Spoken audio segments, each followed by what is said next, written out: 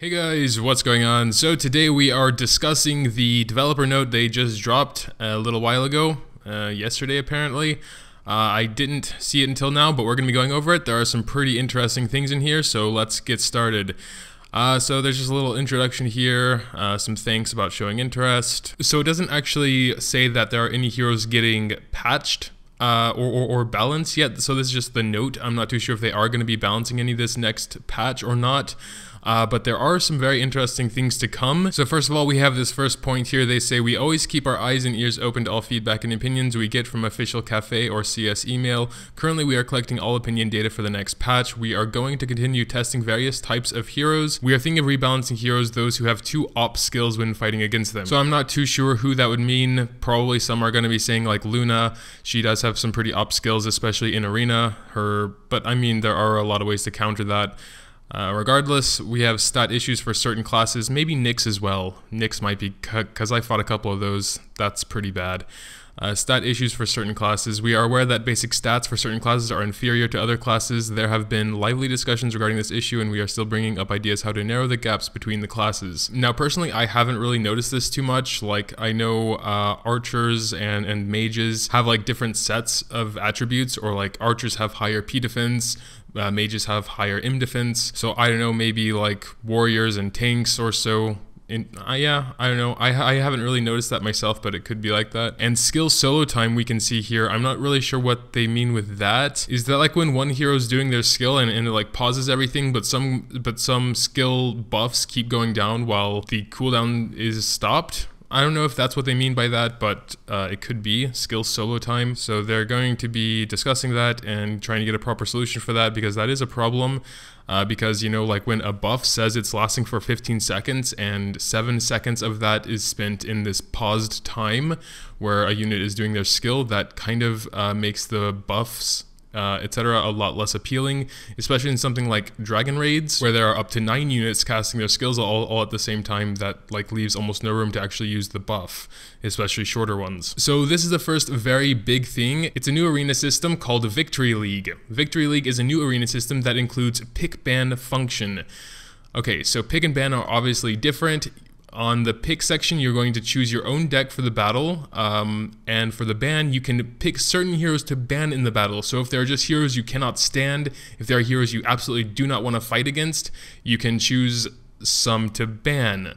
Once banned, either yourself or the opponent won't be able to pick the heroes. So that means both of us won't be able to pick, if I understand that correctly. So if I say, I definitely do not want to fight any Leos or Baudouins, I'm going to choose Leo and Baudouin, and well, I'm not sure if I need to have Bao and Leo as well, or not before I ban them, but I guess that's something we'll see. So like that Leo Bao combo, god, that's like one of the only things I actually still lose to, and it's freaking horrible. This function will make you think carefully whom to pick and whom to ban, which means the strategic battle begins even before the actual battle. To play this arena, there are some requirements as following.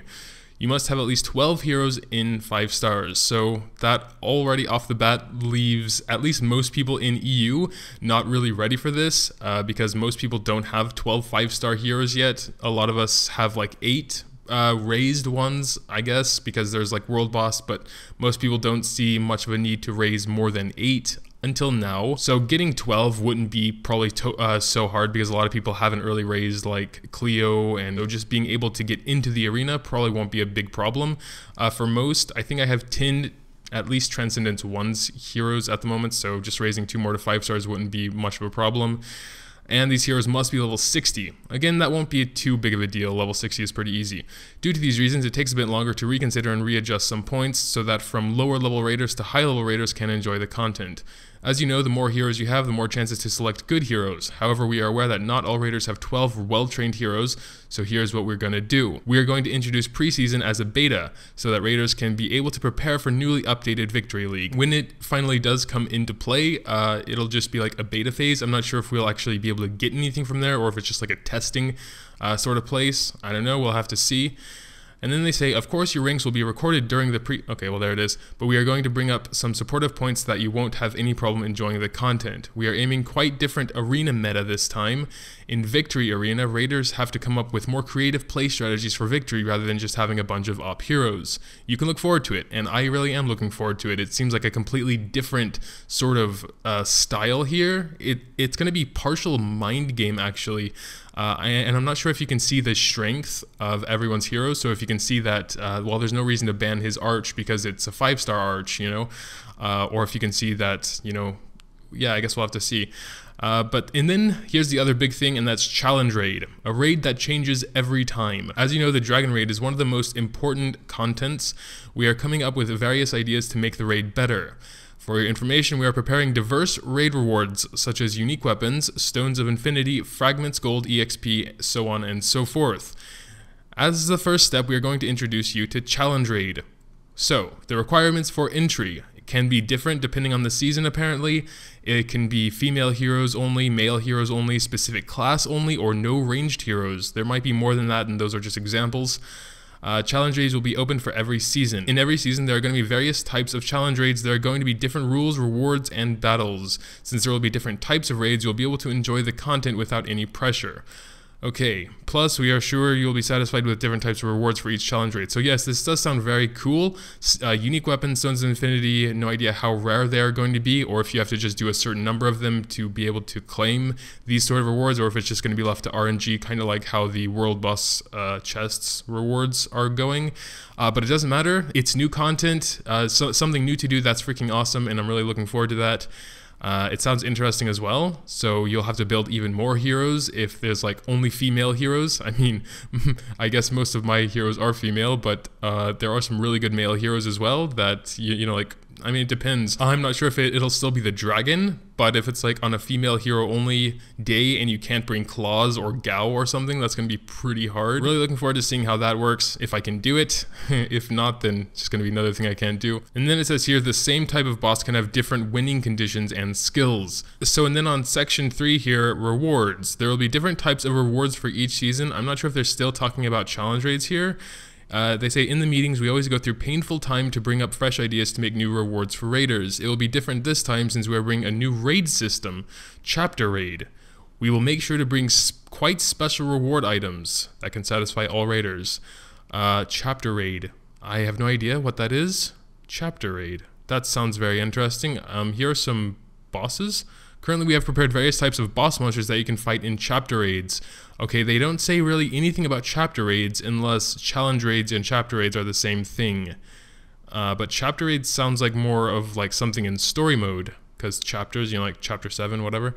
Well, this is what we've prepared for today. We'll bring more details and updates from the next developer note. We will always be the Vespa, the king of communications. So apparently there's going to be a part 2 eventually of the balance patch.